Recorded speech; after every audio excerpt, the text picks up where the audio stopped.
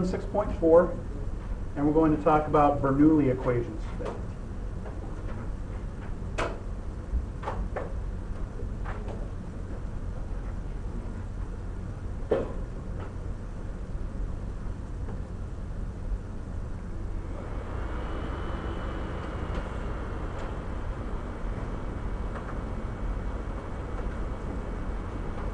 So these are just, like I said, just another class of differential equations that are nonlinear that we can transform into a linear first order differential equation. So the definition of a Bernoulli equation.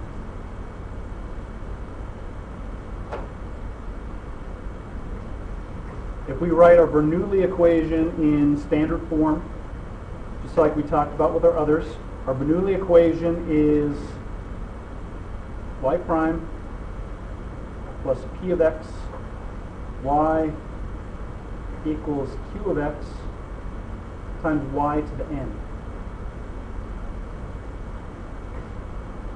This is a Bernoulli equation.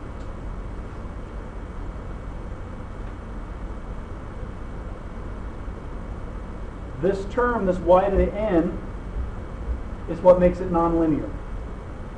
Now if n equals 0, we just have a first order linear differential equation, just like we talked about on Friday.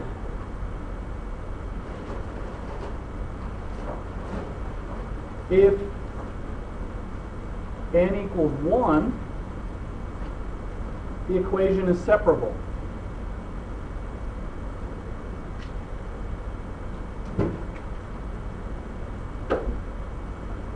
And the way that would work, if n equals 1, I just have a y on this side of the equation. I divide everything by y, and I get y prime over y plus p of x equals q of x. I can subtract p of x to get all the x's on one side, and I have the y's on the other side. So if n equals 1, I can separate the equations. I can get the x's on one side and the y's on the other, and just integrate both sides.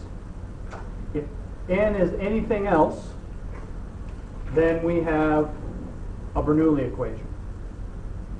And our clever transformation to turn it into a linear equation, we multiply both sides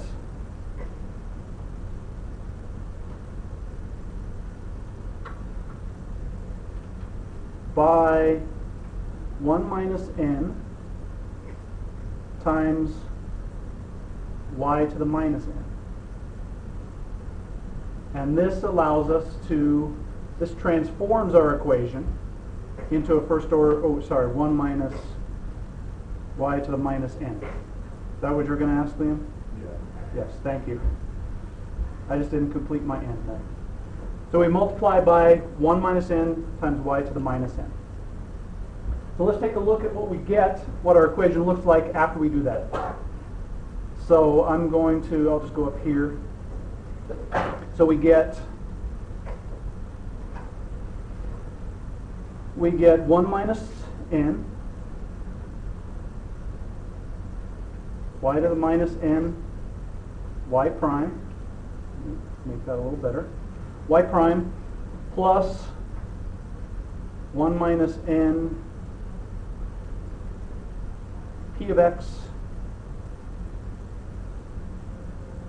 y to the 1 minus n equals 1 minus n q of x. So by multiplying this y to the minus n, we get rid of this y to the n on this side of the equation.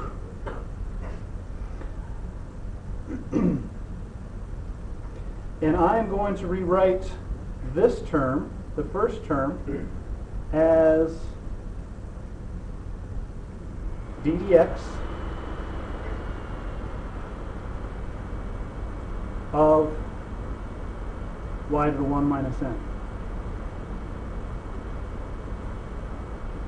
And then write my other terms, 1 minus n p of x y to 1 minus n equals 1 minus n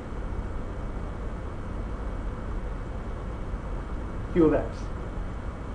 So the derivative of y to the 1 minus n is 1 minus n y to the minus n y prime. And now I can say that this is a first order linear differential equation with my variable, my variable being y to the 1 minus n. So this is y to the 1 minus n prime plus 1 minus n is just a constant, so some function of x times y to the 1 minus n equals some other function of x. So I've transformed this into an equation that it has the exact same form as the equations we were working with on Friday, first order linear differential equation. So what I do here is let z equal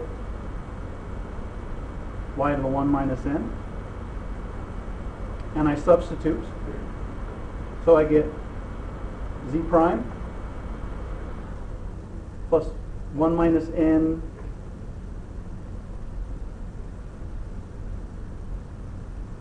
pxz equals 1 minus n q of x.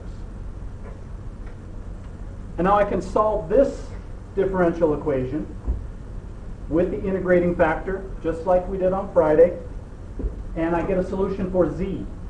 Once I get a solution for z, then I back substitute to get y. So I back substitute to get y, and I've solved my equation. Does that make sense? So the important things with this technique is recognize that depending on the exponent here on this, we want to write our equation in standard form. Depending on the exponent here on the right side, we either have a linear equation, a separable equation, or a Bernoulli equation. If we have a Bernoulli equation, we're going to multiply by this factor. And I'll show you a little shortcut that, again, like we did with the first order linear, a shortcut to get to this, so it makes it so you have to memorize less stuff. So let's keep going. Let me write the general form of the solution, and then we'll do an example. So I'm going to keep going from here. So this is z prime. This is my first order linear differential equation. So we're going to apply our technique of finding the integrating factor and writing the solution from the integrating factor to this equation. So our integrating factor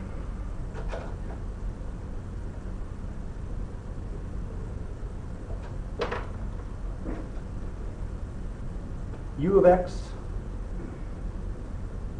equals e to the integral of 1 minus n p of x dx. And the solution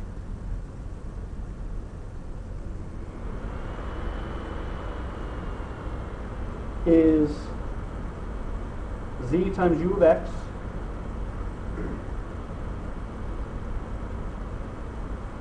equals the integral of 1 minus n q of x u of x, and I have my constant of integration here, plus c, and our substitution z equals y to the 1 minus n. So once I get my solution here for z, I can make the back substitution here to find y.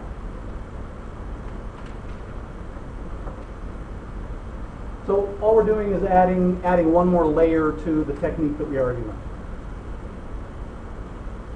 So questions on the technique itself? Yes?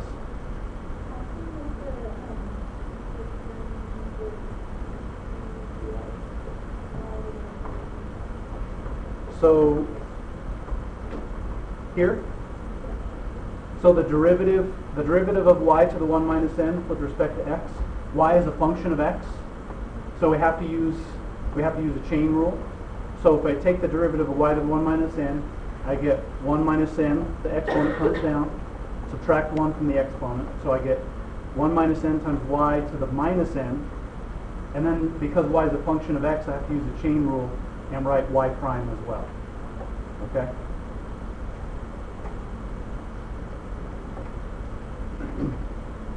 Is that good? All right.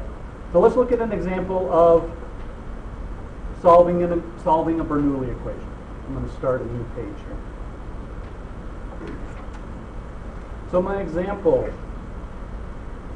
we want to solve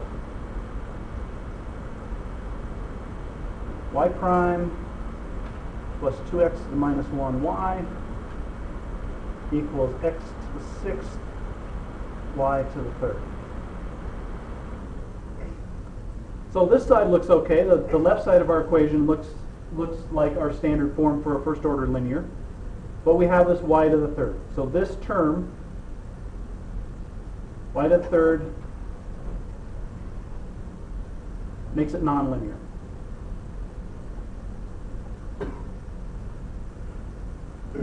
So this is a Bernoulli equation with n equals 3.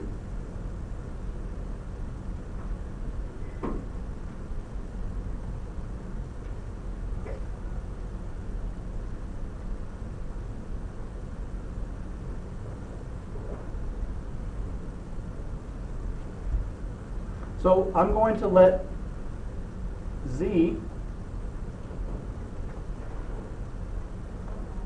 equal y to the, I'm just writing extra steps here, 1 minus 3 or y to the minus 2. So we're going to, our substitution is to let z equal y to the 1 minus n. Now here's the step that's going to save some memorization.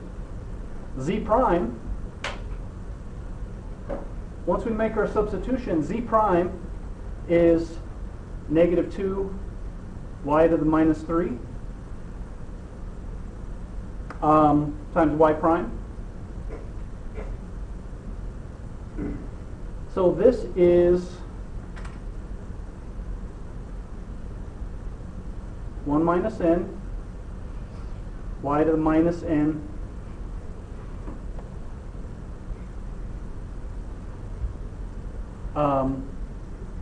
times y prime. So I don't have to memorize this 1 minus n part. Just make your substitution and take z prime, and we're going to multiply both sides of the equation by negative 2 y to the minus 3. So z prime will always be to the 1 minus n instead of multiplying that. When we make the substitution, that will be z prime. That's what part of what makes this method work. So this minus 2 y to the minus 3 is what we're going to multiply both sides of the equation by. So we're going to multiply by minus 2 y to the minus 3.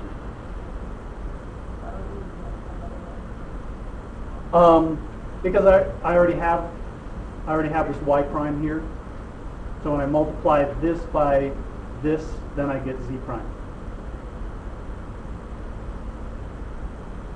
So when I multiply through, I end up with minus 2 y to the minus 3 y prime minus 4 what's my x to the minus 1, 4x to the minus 1 y to the minus 2, and that equals minus 2x to the 6th.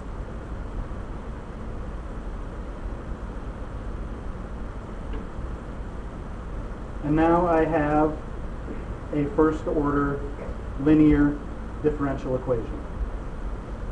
This is z prime minus 4x to the minus 1 z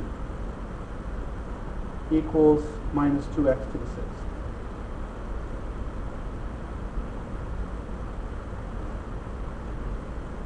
So now I can go from here I'm using the same techniques that we learned for first order linear differential equations.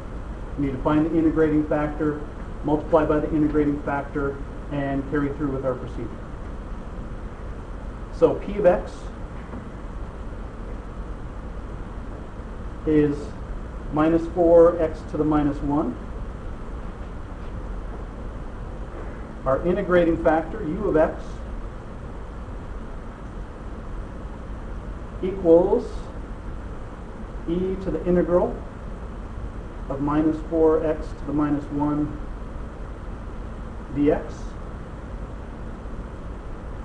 equals e to the minus 4 natural log of absolute value of x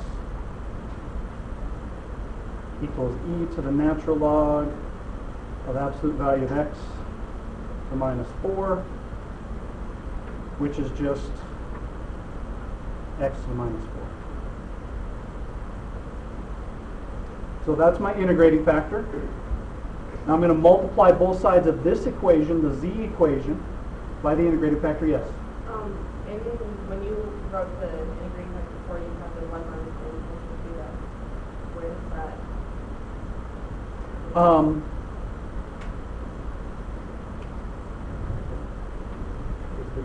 Yeah, so when I multiply through, it's already part of, so the 1 minus n just gets combined with whatever other constant is there. And that's one reason I like using this method of just finding z and then taking z prime and multiplying through by this. I don't have to remember all of that 1 minus n and what I need to do. If I find my z, find z prime and multiply through by that takes care of everything. And I don't have to remember any of that other stuff. Saves my brain power, which is getting all right. So here's my integrating factor, x to the minus 4. We're going to multiply both sides by x to the minus 4.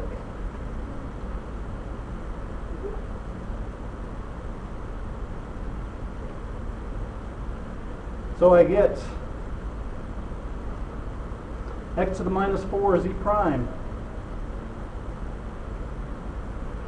minus 4x to the minus 5 z equals minus 2x squared. And I recognize this as the derivative of a product, or I can just go from my integrating factor directly to my formula for the solution. I like to write it this way and write this as a derivative of a product. So this is x to the minus 4 times z,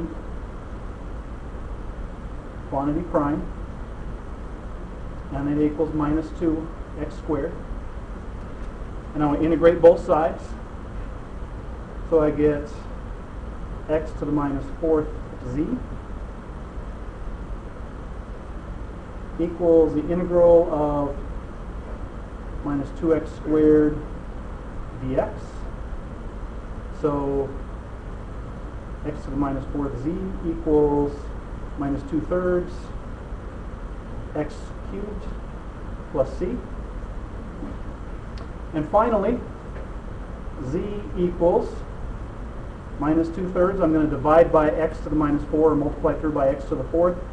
Minus 2/3 x to the 7th plus c x to the 4th. And now I'm going to back substitute to get y. So we said that z was y to the minus 2. So I'm going to back substitute. Y to the minus 2 equals minus 2/3 x to the 7th plus cx to the 4th. So y squared. That's the downside of Bernoulli equations, is often there's quite a few steps before you get to the solution. Y squared, I'm just going to invert both sides. 1 over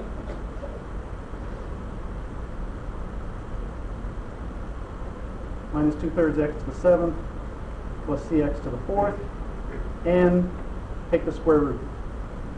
Y equals 1 over minus 2/3 x to the 7th plus cx to the fourth, all to the 1/2 power. Yes. Yes.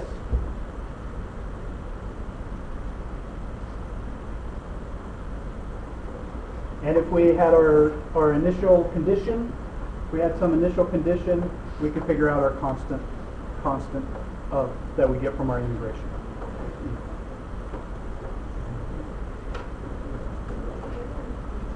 Questions? Yes. So why do we solve differential equations? We solve differential equations because often in mechanics, in electromagnetism, you end up with a differential equation that describes the behavior of something. So you're relating the derivative of some quantity to the quantity itself. So they come up often in mechanics. So that's kind of the primary reason that we solve differential equations. Define the original equation. Yeah, we know the relationship between the derivative and the function itself, and we want to find that function. We want to find the function that satisfies that equation. They come up a lot in electromagnetics, in gravitation, in mechanics. When you start adding terms that describe friction, that kind of thing, you often end up with a differential equation rather than just F equals ma, a more complicated differential equation. All right, questions on the procedure?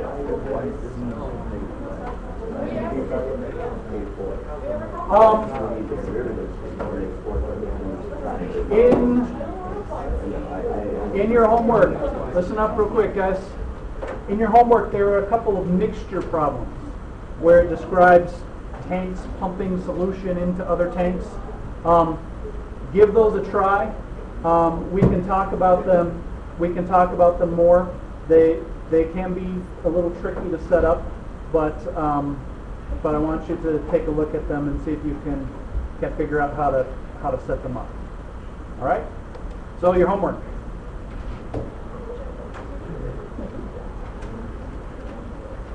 We're on page 438.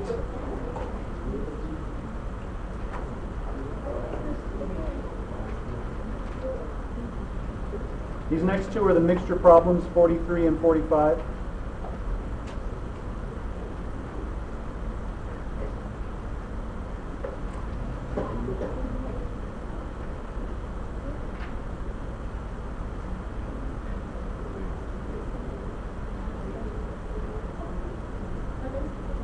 All right, there you go.